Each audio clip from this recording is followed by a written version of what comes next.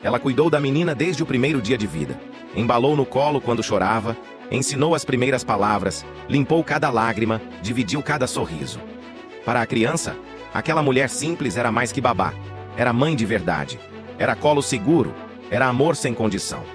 Mas para a patroa milionária, ela era apenas uma funcionária substituível.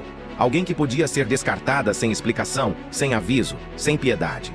E foi exatamente isso que aconteceu numa manhã fria de segunda-feira. A demissão veio seca, sem motivo justo, apenas a ordem de ir embora imediatamente. Mas o que ninguém esperava era a reação da filha do milionário. Porque quando uma criança de 5 anos decide lutar pelo amor que reconhece como verdadeiro, nem todo o dinheiro do mundo consegue calar aquele grito do coração.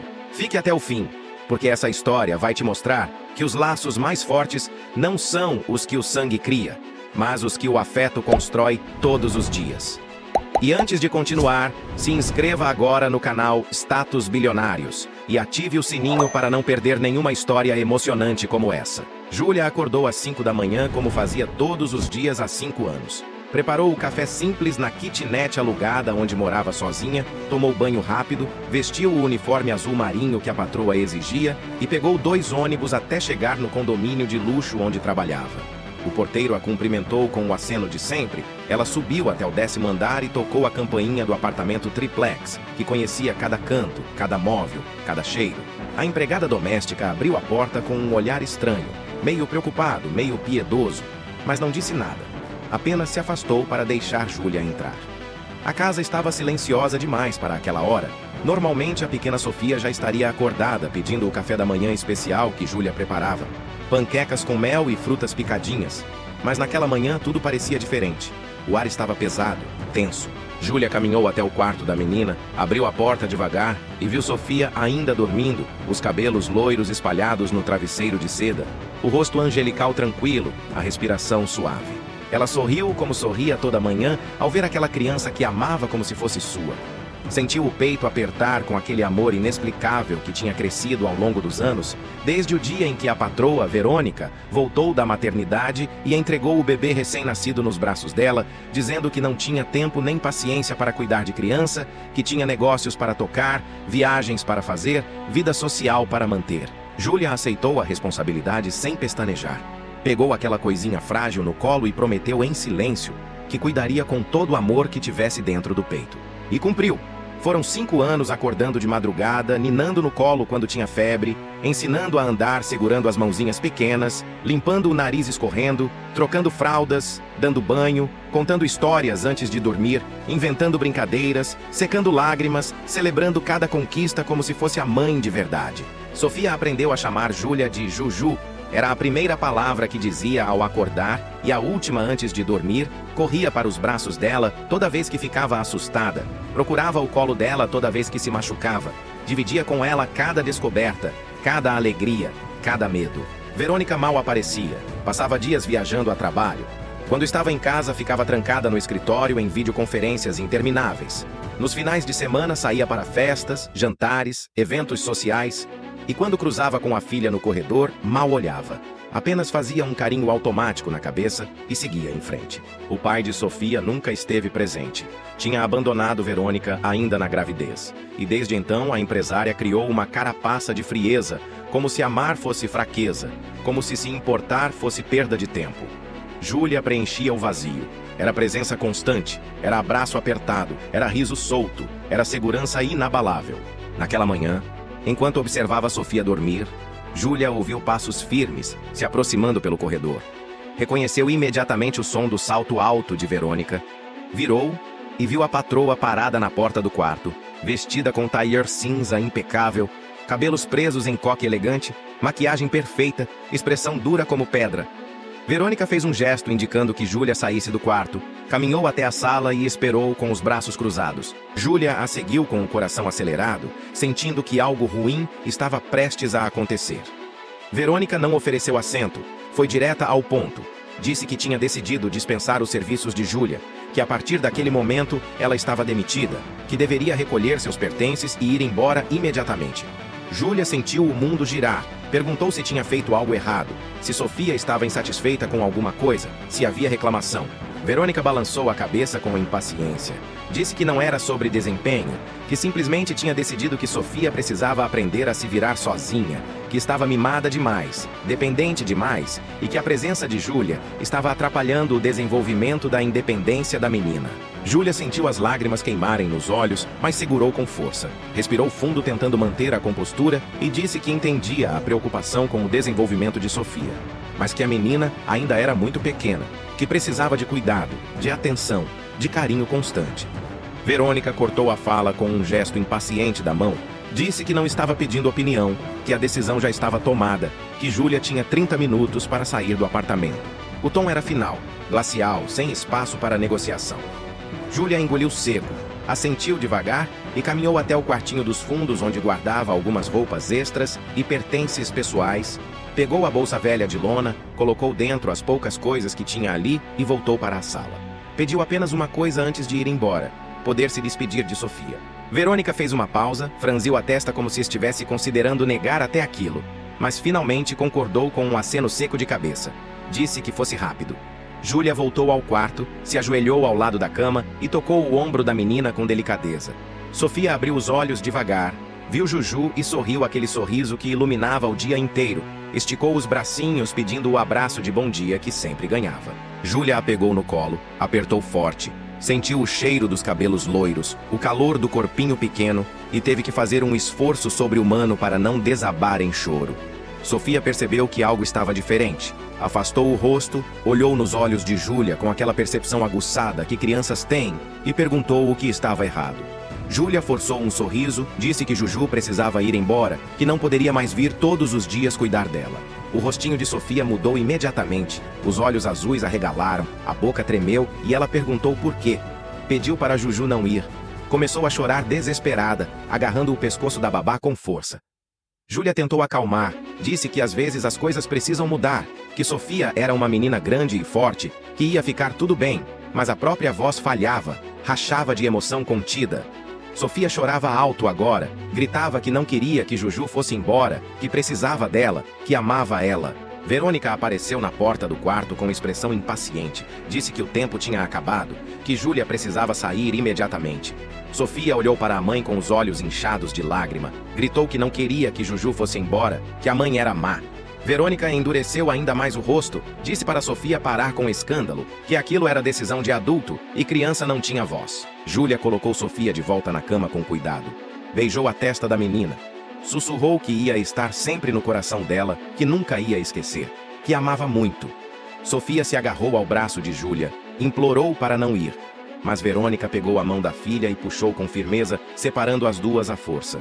Júlia saiu do quarto com as pernas bambas, atravessou a sala sem olhar para trás, porque sabia que se olhasse não teria forças para sair, pegou a bolsa e caminhou até a porta. Ouviu os gritos de Sofia ecoando pelo apartamento, a menina chamando Juju, pedindo para voltar, chorando desesperada.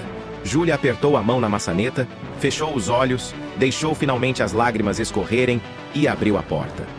Desceu o elevador com o coração despedaçado, atravessou o saguão do prédio sem ver nada à frente, saiu para a rua e sentou no ponto de ônibus com a sensação de que tinha acabado de perder a coisa mais importante da vida.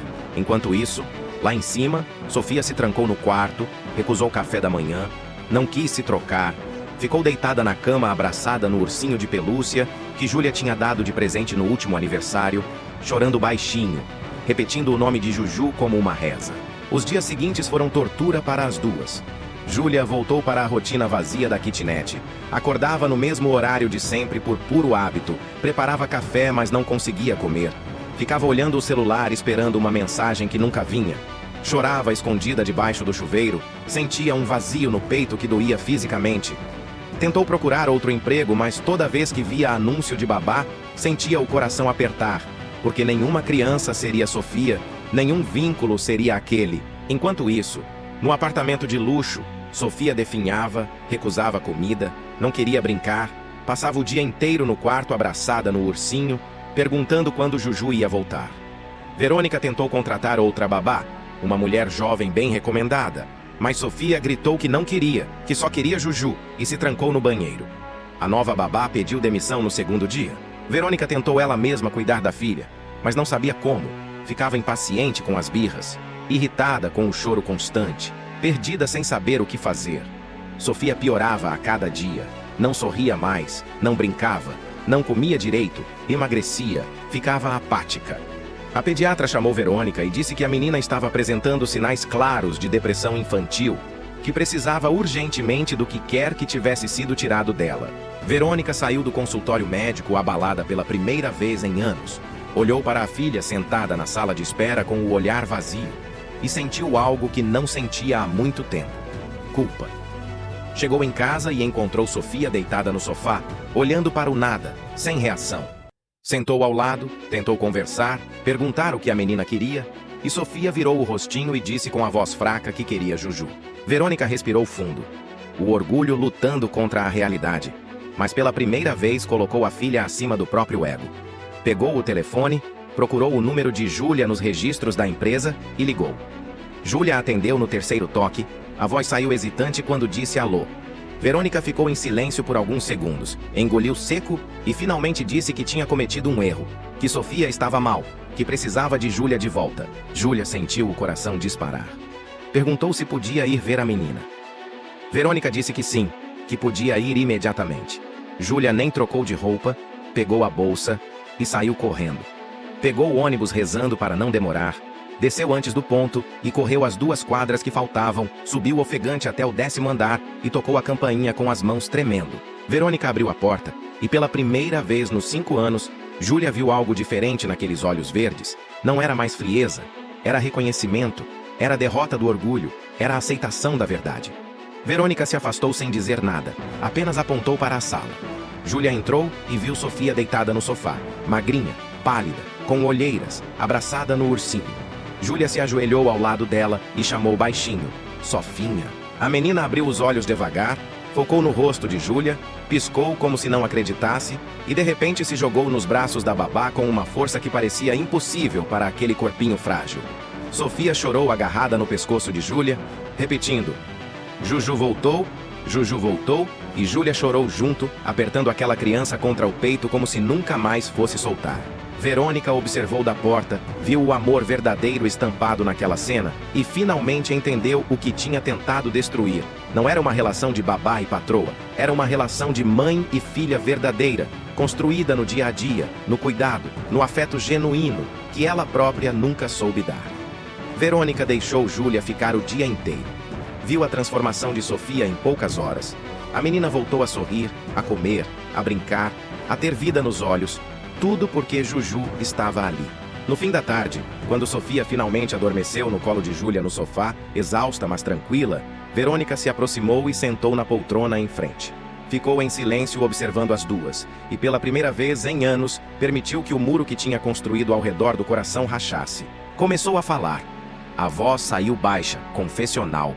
Disse que tinha medo de amar, porque quando o pai de Sofia foi embora, ela jurou que nunca mais deixaria ninguém ter poder sobre seus sentimentos, que construiu uma vida de sucesso, de independência, de controle total, mas que no processo tinha perdido a capacidade de se conectar com a própria filha. Disse que olhava para Sofia e não sabia o que fazer, como agir, o que dizer, que sempre se sentiu inadequada como mãe, e que por isso terceirizou o afeto para Júlia, achando que isso resolveria o problema. Mas percebeu tarde demais que não estava resolvendo nada, apenas criando um vazio maior entre ela e a filha. Júlia ouviu tudo em silêncio, ajeitou Sofia no sofá com cuidado para não acordar, cobriu com uma manta e sentou de frente para Verônica.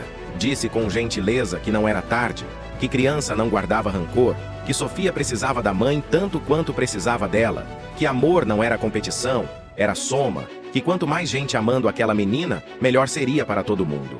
Disse que entendia o medo de Verônica, que também tinha medo de amar demais e perder, mas que valia a pena arriscar, porque amor verdadeiro sempre valia a pena. Verônica limpou uma lágrima que escapou, algo raríssimo nela, e perguntou se Júlia aceitaria voltar, não como babá, mas como parte da família, com salário justo, carteira assinada, direitos garantidos, quarto próprio no apartamento se quisesse. Júlia respirou fundo, olhou para Sofia dormindo e disse que aceitava, mas com uma condição: que Verônica participasse da rotina da filha, que estivesse presente, que aprendesse a ser mãe no dia a dia, porque Sofia precisava dela também. Verônica concordou. Pela primeira vez em 5 anos, sentiu que talvez pudesse consertar o que tinha quebrado.